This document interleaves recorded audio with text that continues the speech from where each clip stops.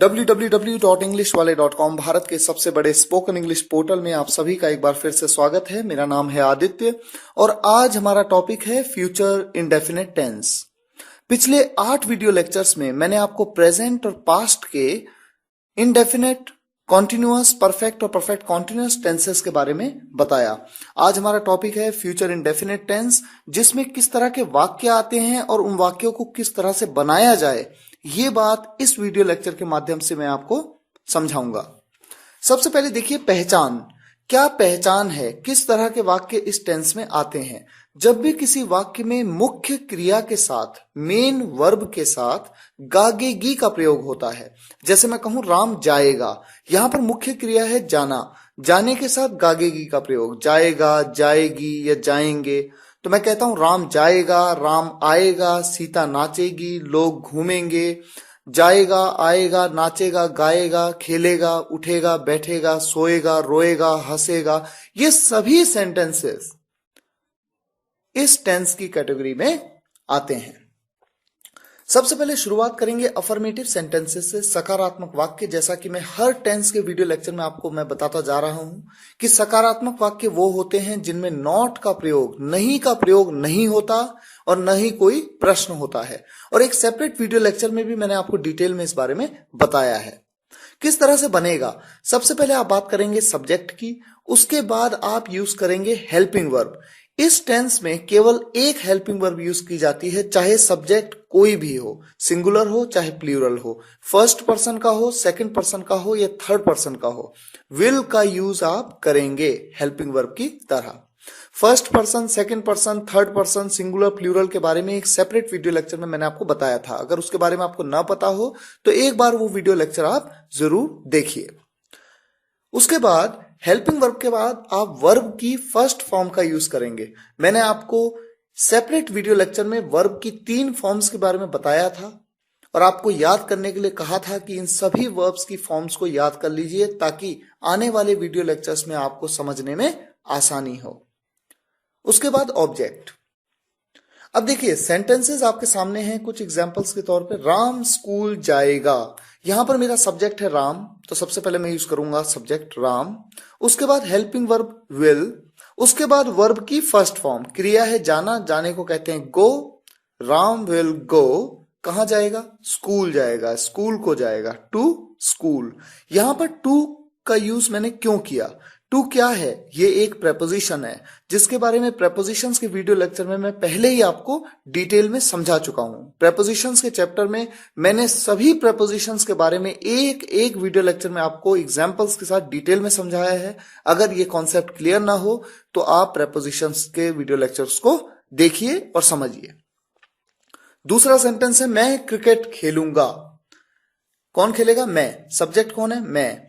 I will, और उसके बाद वर्ब की फर्स्ट फॉर्म, खेलने को कहते हैं प्ले, फर्स्ट फॉर्म है आपकी play. I will play cricket. हम सब साथ बैठेंगे। कौन बैठेंगे साथ? हम सब। तो सब्जेक्ट क्या है? हम सब। हम सब मतलब वी ऑल। उसके बाद हेल्पिंग वर्ब विल, उसके बाद वर्ब की फर्स्ट फॉर्म, क्रिया क्या है यहां पर? वर्ब क्या है? बैठना। बैठने को क्या कहते हैं? सिट। उसकी फर्स्ट फॉर्म क्या है? Seat. We all will sit together. साथ के लिए क्या कहते हैं आप? together. ये ऑब्जेक्टिव पार्ट में आ जाएगा।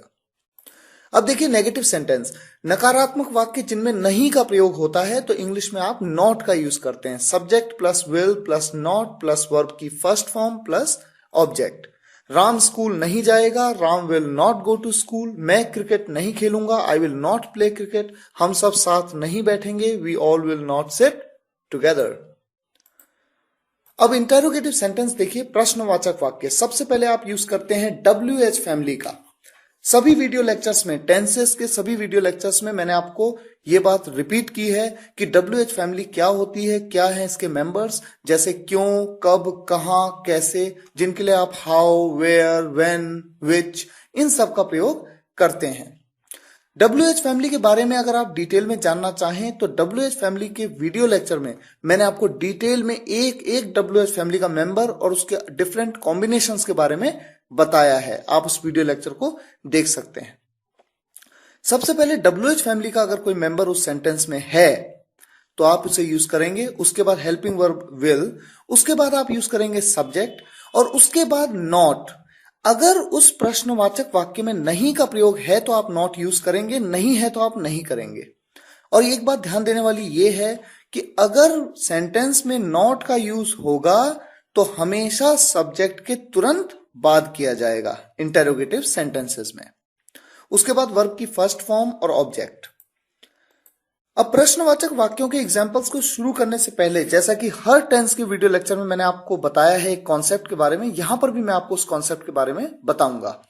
देखिए, आपके सामने दो सेंटेंस हैं, क्या मैं खेलूंगा और दूसरा सेंटेंस है मैं क्या खेलूंगा। इन दोनों सेंटेंस में फर्क है। पहले सेंटेंस में आप कहते हैं क्या मैं खेलूंगा, यहां पर इस प्रश्न का उत्तर आप यस और नो में दे सकते हैं, हाँ या ना। क्या मैं खेलूंगा, हाँ। क्या मैं खेलूंगा, नहीं। तो जब आप किसी प्रश्न का उत्तर हाँ या ना में दे सकते हो तो समझ जाइए कि वहां पर WH फैमिली का यूज नहीं होगा। और दूसरे सेंटेंस में जब मैं ये कहता हूं मैं क्या खेलूंगा, तो यहां पर हाँ या ना में जवाब नहीं दिया जा सकता, बताना होगा कि मैं क्या खेलूंगा।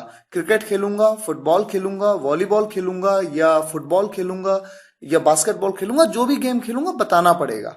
तो जब किसी सेंटेंस में, जब किसी इंटेरोगेटिव सेंटेंस में क्या, प्रश्न में क्या आता है और उस प्रश्न का उत्तर आप हाँ या ना में नहीं दे सकते, तो इसका मतलब क्या के लिए वहां पर WH फैमिली का मेंबर व्हाट मतलब क्या, व्हाट का यूज करना होगा।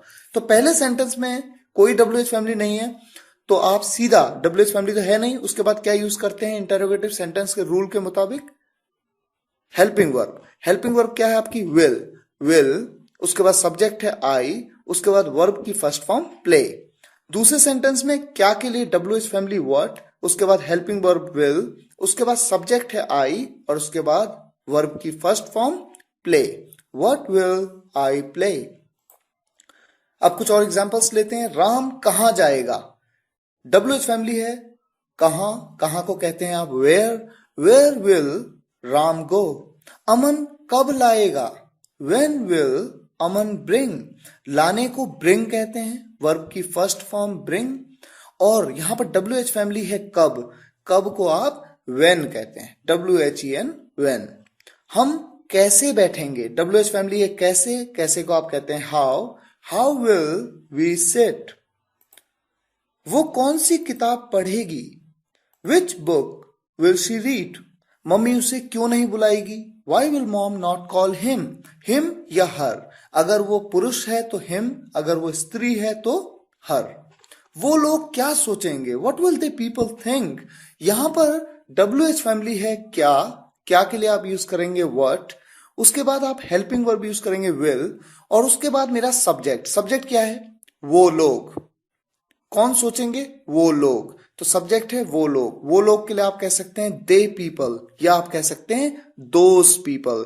ये बात दिस दैट दीज दोज के वीडियो लेक्चर में मैंने आपको डिटेल में समझाई है। What will they people think, verb की फर्स्ट फॉर्म सोचने को आप कहते हैं थिंक।